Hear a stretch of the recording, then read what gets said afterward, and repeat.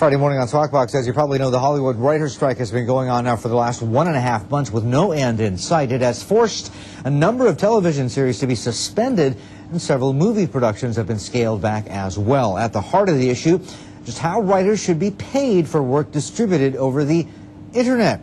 Our next guest thinks his company has the solution for that. Eric Priest is the CEO at Phileo, a startup company that focuses on solutions for content compensation. He joins us live on the line from Shanghai now. Eric, good morning.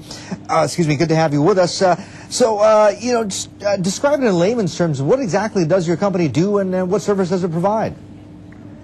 Well, let me put it this way. I think probably the easiest way to describe what Phileo does is to say, for example, if you have an internet access account with an internet service provider, imagine if that internet service provider added a couple of dollars to that account, bundled it into your internet access fee, and then in return for that, you would be able to download as much music and as much video and as many movies as you want. You'd be able to use them the way you want. You'd be able to share them with your friends and keep them forever.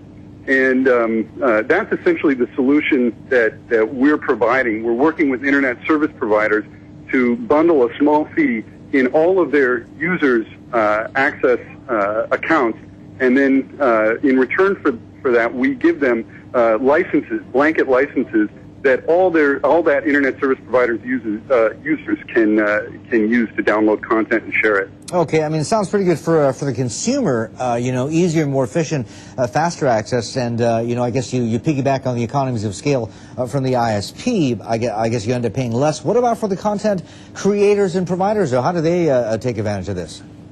Well, that's exactly right. It's the economies of scale, and when you're talking about say, for example, our business now, we're starting in China. China's our first market. When you're talking about millions of users on one ISP, so there are basically two large consumer broadband ISPs in China. One has 20 million users, one has 35 million users. When you're talking about that number of users, the fee per user can be very, very small. In fact, that fee might even be eaten by the internet service provider. But the amount of money that we can charge an individual, or the amount of money that we can collect from the ISP and distribute to copyright owners is very, very large. And the more users you sign up, the more ISPs you sign up, and the more users you accumulate, the bigger that gets. Okay, I understand that. Talk to us, your company itself. It's a startup. What sort of exit plan do you have? Trade buyout or an IPO down the line, or what? Well, both of those are options. I mean, an IPO within 3 years or a trade sale before that are both very viable options for this kind of company. All right, Eric, why China? I mean, other than the fact that, low base, low penetration, and probably the most potential of any sort of web market out there.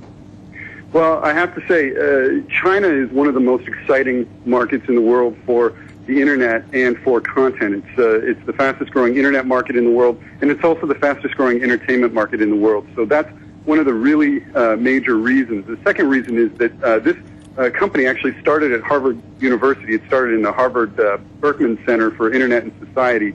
And so we have strong university roots. And we partnered with Tsinghua University in China and CERNET, which is the China Education Research Network. CERNET has about 2,400 schools connected to it. Interesting.